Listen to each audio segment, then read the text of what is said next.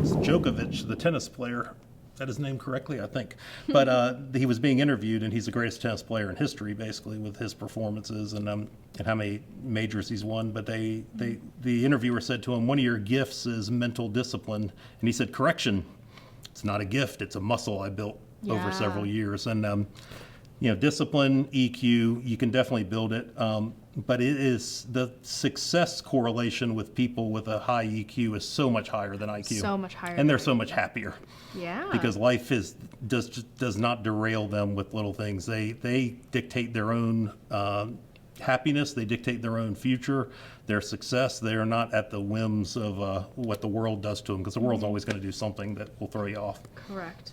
So what we're really talking about here is you don't want to be a person that gets like we've all probably done it. I've been this person before where you get on a high and you accomplish a lot and you work real hard, but then you get these lows, and then that's just number one. It's not very productive. Number two, it's just a very emotionally draining experience, kind of like we were talking about with start-stop before. You want to be more just kind of consistent. You'll be happier, and you'll be more well-liked too. You'll be a person that people want to be around. Yeah. You're not a drama queen. But so let's talk about tips on basically, I guess, building EQ and kind of staying consistent emotionally. What are some of the things you would say? Man, when I feel like I'm just winning and I feel on top of the world, I kind of need to keep perspective and remember that I've lost sometimes. Like, I probably got to this point because I worked hard and I worked my face off, and there were some losses incurred. I was going to say, actually, I've actually, people have asked me what's harder about being down in a rut or being on top. I think actually I've had more failure. I've messed up more when I was on top. Yes. Because you sort of get arrogant. You forget what got you there. Correct. You don't, when you get to the top, you think, oh, I made it. And then the pressure sets in from other people, maybe all the work you put, you just forget about it because you're just on such a high. And of course, when you have really low lows, and when I've had really low lows in my life, I have to have my confidence anchors come back in. So it's part of it's an awareness of knowing that I am on an emotional roller coaster right now. This is a temporary feeling, and I need to come back to an equilibrium through the means of kind of like remembering or having my confidence memories and my humbling memories come in. A lot of it's perspective. A lot of Correct. It's just thinking that this is the end all be all. It goes back to some other topics I know we've talked about, which is learning and embracing failure as a good thing versus thinking that this is the end of the world. It's important to do things. It's glorious to try something and not succeed. But Totally. staying consistent emotionally involves that, and involves basically I would say go back to being very process focused on how you do things. I was going to say, yeah, if you have a process focus instead of a results focused, you're not going to be as affected by an emotional roller coaster because you're just doing the process. You just did what you said you were going to do, and now, oh, look, you probably got this great result, or you got this other result. Like, you were just being process focused. And that is what keeps you the thermostat instead of the... Maybe this is a hard one, but just to give some real life examples. You've never been heartbroken before, have you, Noelle? You've probably ruined some guys' lives, but no. No. Have you ever been Look right at the camera and say no.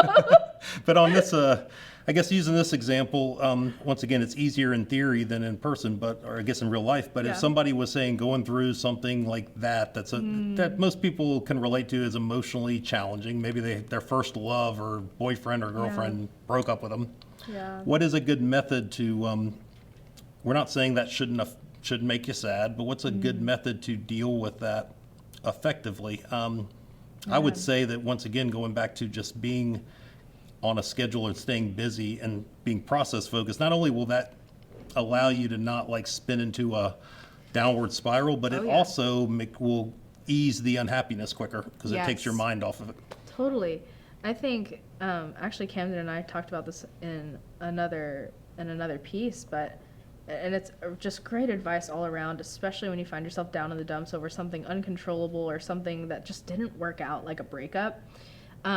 You just gotta focus on little actions to build Little habit, things. yes, in the right direction, right? If I broke up with somebody and all I want to do is eat Ben and Jerry's and, you know, watch really sad romantic movies, that's the stereotype. I've actually never done that. It's one of those things like that can quickly turn into a spiraling. Now I'm really unhealthy And you're just thinking about what a pile of and now crap. thinking about what a pile of crap I am because I just ate this ice cream that I shouldn't have put in my body, and all of these, you know, repercussions that come from that. If I just wake up in the morning, realize I'm sad. One, I'm sad. Let's get that out of the way. Okay, great. What can I do for myself? Just a little thing this morning. Maybe it is making my bed. Literally just getting out of bed, making my bed. I can check that off. And it's one little thing that I did that I can start helping build my confidence and self-esteem back. I was gonna say, one rule I've followed is no matter how I feel, I've never like exercised for 45 minutes and read a book for an hour and not felt better. Yeah, I that's just think true. it's never not made me feel better no matter what state I'm in. So Yeah. doing consistent things, and once again, just like not letting whatever is going on the outside affect what you do. It's not easy. Yes. That's why EQ is a hard thing to build. I would say there's very few people in this world that have super high EQs, but it is definitely probably the biggest correlation in success is people that are able to build these skills. Most definitely. Yep. I agree with that. Here's something that I think social media has almost made into a horrible problem, or TikTok, all these things, is people, one rule I like to always remember is things are never as good as they seem and they're never as bad as they seem. Yeah. And we could go into a whole thing about social media as far as building emotional intelligence, and probably Totally. involves not being addicted to it. Yeah. Because it's impossible to not kind of go through some ups and downs just looking at other people's fake lives all the time that they're putting up in their highlight reels. But Yeah. but going back to not only is it that rule, nothing's as good as it seems, nothing's as bad as it seems, but also there's nothing out there that's perfect and absolutely pure, and there's nothing out. Sort of the tendency people have is to put things in category of it either must be perfect or it must be some evil conspiracy. Right. The reality is there's usually the middle ground where most things can be good if they basically are done the right way, or they could not be good if they were done the wrong way. And just having that awareness to realize that kids are often excited to find some perfect college or perfect opportunity, Yeah. and the bottom line is there is no such thing. It's a matter of your relationships with people and how you go about doing what you're supposed to do.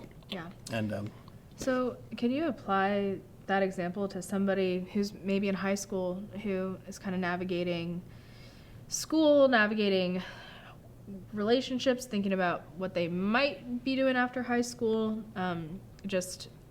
or it could even be the test season is coming up and they are getting good grades so far, and they're feeling on top of the world, or they're feeling kind of down, like, test season's coming up. First of all, I also think a big part of starting to build emotional intelligence is to, once again, follow through on what you want to do, not be swayed by the peer pressures of high school. That's one thing about high school. It sometimes has that effect. But I actually work with somebody who went to high school with Brock Purdy, who is the quarterback of the San Francisco 49ers. And Yeah. I remember asking, what was he like in high school?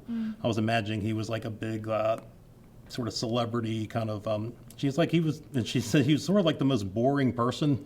He just sort of did what he was supposed to do. He made good grades. He played football. He was into that, and he was like, you could just tell. And you hear about this by announcers when he's playing. He has a super high EQ. He is not mentally. His mental toughness is, probably of the highest order. But he, regardless of whether somebody's on a high or a low, I think it's a matter of getting back to doing what you're supposed to do. That's the way you'll feel good about yourself. Yeah. If you're on top of the world, realize that you may not be that way forever, but you also what got you there, and just go back to the middle. If you're down in the dumps, realize it's not this too shall pass. Yeah. And do what you're supposed to do, bring you back to the middle. The key is always going back to the middle.